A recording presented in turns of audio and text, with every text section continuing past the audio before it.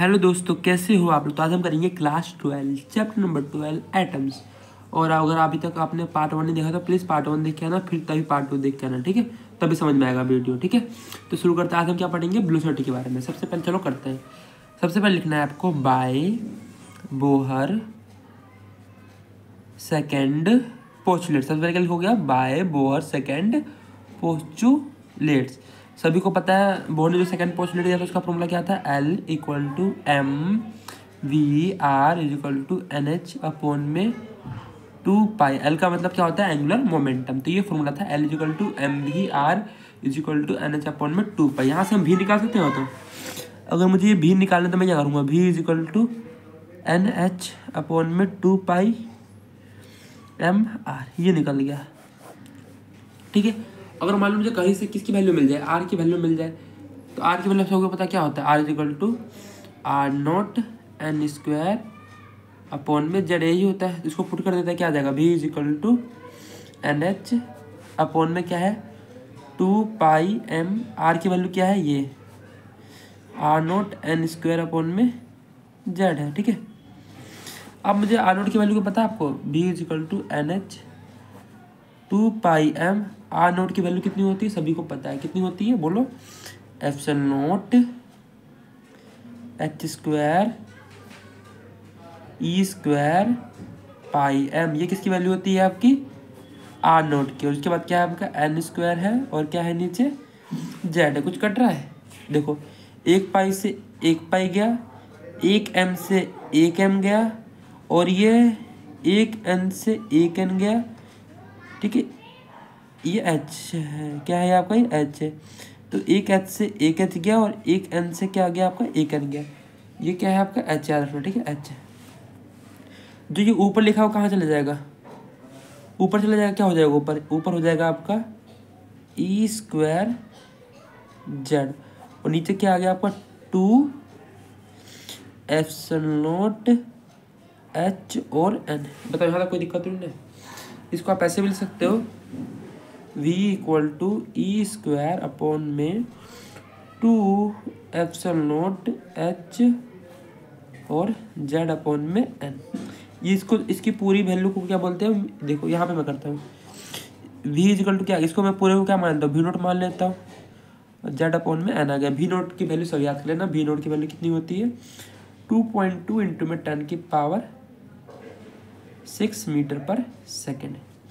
एक और we note की वैल्यू होती है सी अपॉन में 137। इसका मतलब वी नोट का मतलब क्या होता है, वी नोट का मतलब होता है electron speed on hydrogen atom. क्या होता है, electron speed on hydrogen atom, ठीक है।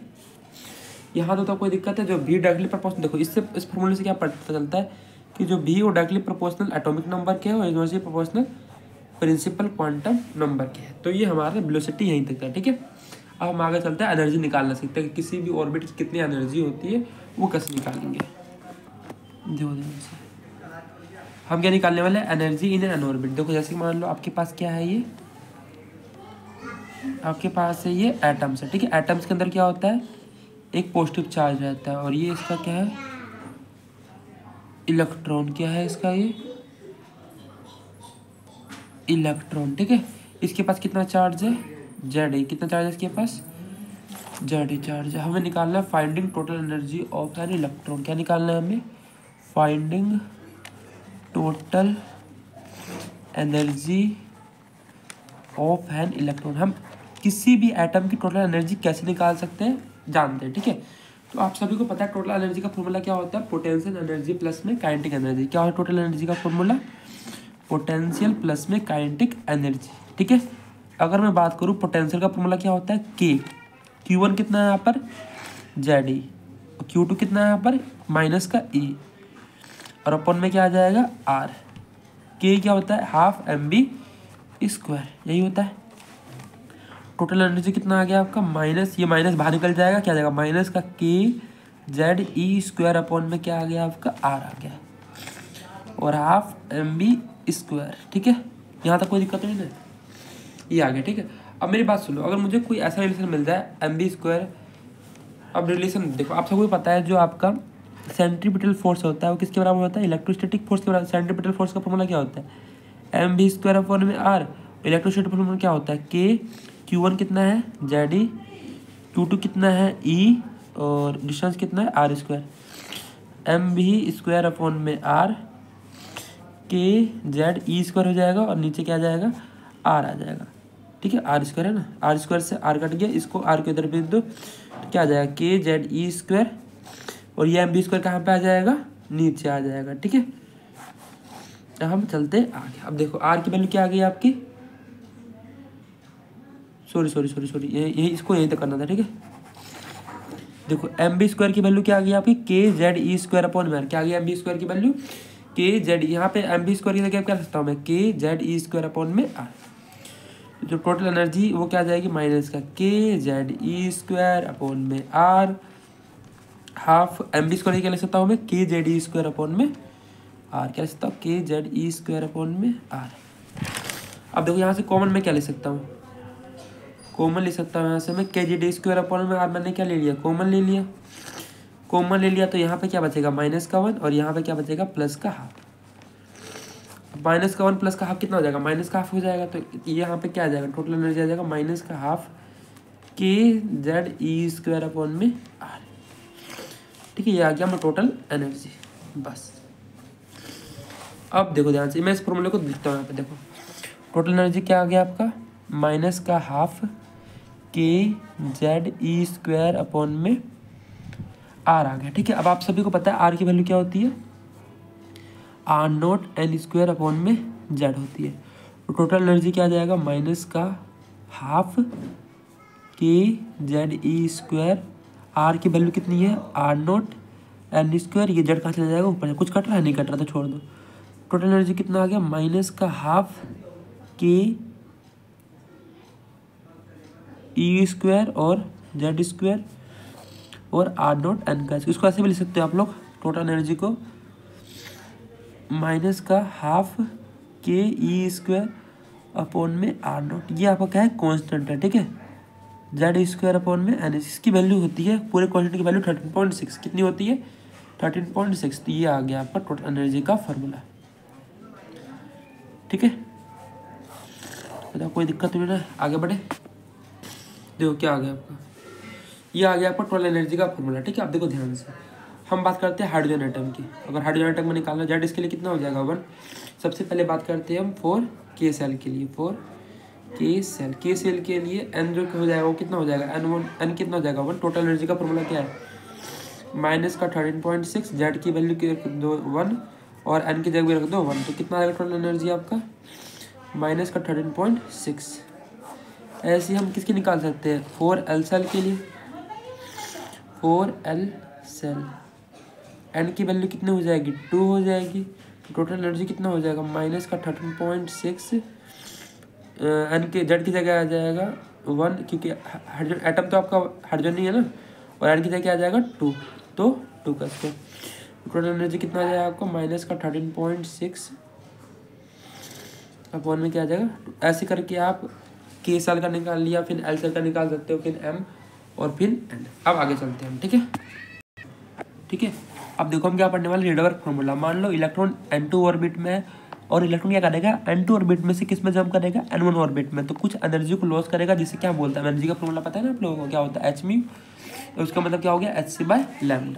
तो हम रिडवर्क का फॉर्मूला जानते हैं, आपको पता है इसका मतलब होता है वेव नंबर। वेव नंबर क्या होता है 1 में लैम्डा। ये किसके इक्वल होता है, जेड स्क्वायर आर 1 में देखो ये इनिशियल, ये क्या हो गया फाइनल। तो क्या लिखेंगे हम n1 का स्क्वायर माइनस में 1 में n2 का स्क्वायर। ऐसे भी करके लिख सकते हो।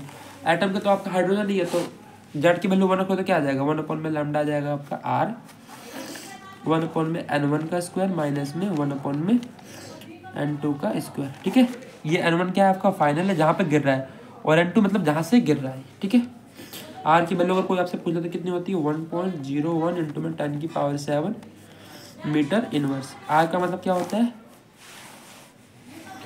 Rydberg constant. क्या बोलते हैं आर को हम, रिडबर्ग कांस्टेंट। क्या बोलते हैं आर को हम, रिडबर्ग कांस्टेंट। क्या बोलते हैं आर को हम, रिडबर्ग कांस्टेंट बोलते हैं। n1 का मतलब क्या है, फाइनल ऑर्बिट है,